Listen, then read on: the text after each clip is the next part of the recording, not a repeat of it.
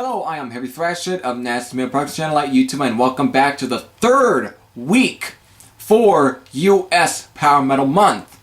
Yes, we're definitely are nearing the end because next week will be the last week for US Power Metal Month, which will be the last week for April. It's definitely crazy. So, to kick off the third week for US Power Metal Month is with Power / speed metal / thrash metal band Lääz Rockit, which I did make this band of the week, but of course today I picked a new band for band of the week, and you'll definitely can check that video out. So with that, Lääz Rockit are from Oakland, California, and we're definitely one of the earliest bands to kind of mix power metal with thrash, even though at the time none of these bands were ever thinking that their music was going to ever be considered either power metal or thrash metal or speed metal or whatever. It was all just what came through their attitude, what came through their, emotion into their music. But here, at times, even Lääz Rockit were considered to be one of the earliest thrash metal bands, next to like Metallica, Anthrax, Megadeth, Slayer, Overkill, Exodus, and so forth. But here they were definitely also had a sound that was very similar to like of Obsession, Savage Grace, Metal Church, and and so forth. They had definitely a similar sound. But before I get into that, let's also kind of talk about the inspiration for this band's name, which is definitely an odd name for a metal band, but at times it kind of works. Of course, taken like I said in my Band of the Week video for this band, I definitely mentioned that their name was taken from the Clint Eastwood movie, The Enforcer, and they kind of changed up the name a bit because it's supposed to be L-A-W-S, Lääz, but it kind of stood for something, Light Anti-Tank Weapon System Rocket.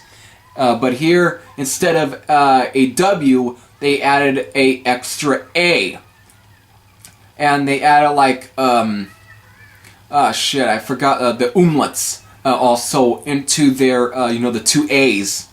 And also, of course, Rocket is spelled a little differently. Instead of R-O-C-K-E-T, it's R-O-C-K-I-T.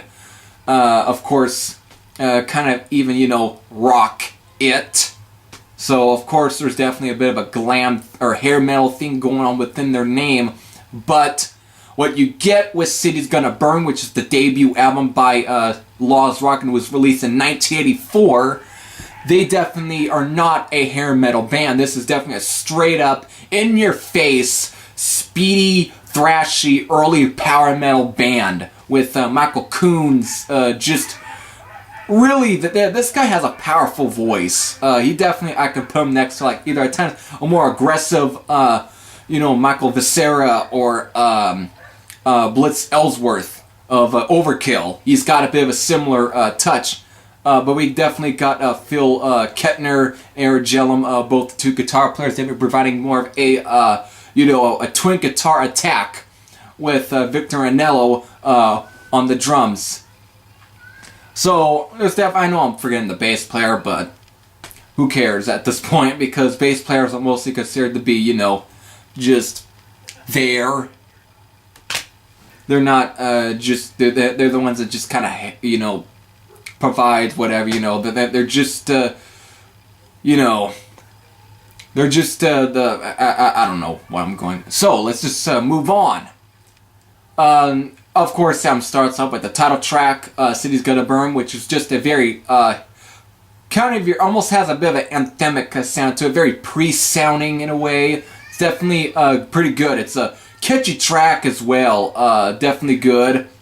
Caught in the Act, which is almost has a bit of a kind of a AC/DC-ish sort of tinge to it. Kind of like I can't remember, but it's not Lay Down the Law off of Cloven Hoof.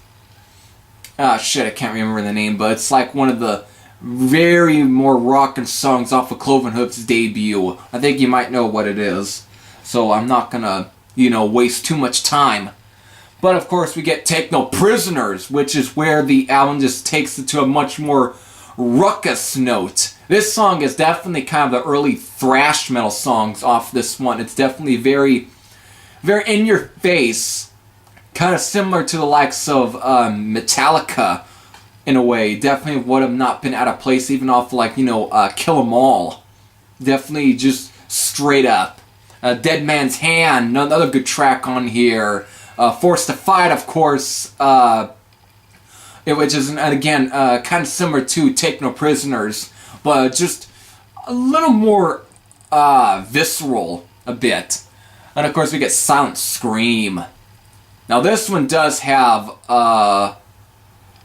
there's definitely a pretty something good in this track. This definitely does turn into a bit of a fast-paced thrash song in the middle of this track. And we get Prelude, which is just definitely kind of starting off with a bit of, the bass with Victor Anello, kind of just giving off a bit of a simple sort of pounding on one of the fucking drum, like, I don't fucking know. But before, with guitars coming in, kind of providing a little more of a atmospheric almost way before going into the main song. There's just a slow pounder of a track that also has a very upbeat part in the track. And of course the album ends on Something More, which is just a straight up heavy metal track. Definitely good as well.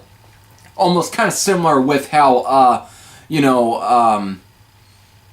Steal Away the Night off of Ozzy Osbourne's Blizzard of Oz, or even like Steeler off of Judas Priest's British Steel. It's the way how those albums ended. It's very similar. So, with that, overall, good album, solid record in a way. Definitely for a debut.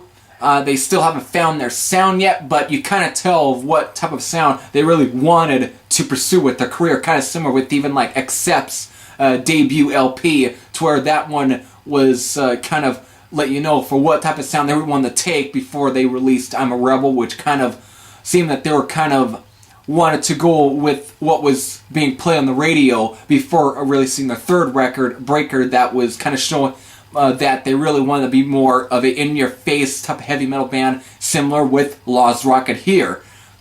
So, even though I like the second album, which we will talk about after this. So, if you have heard City's Gonna Burn, I know this was featured in Scott Waters and Trog's, best, top 50 hard and heavy albums of 1984.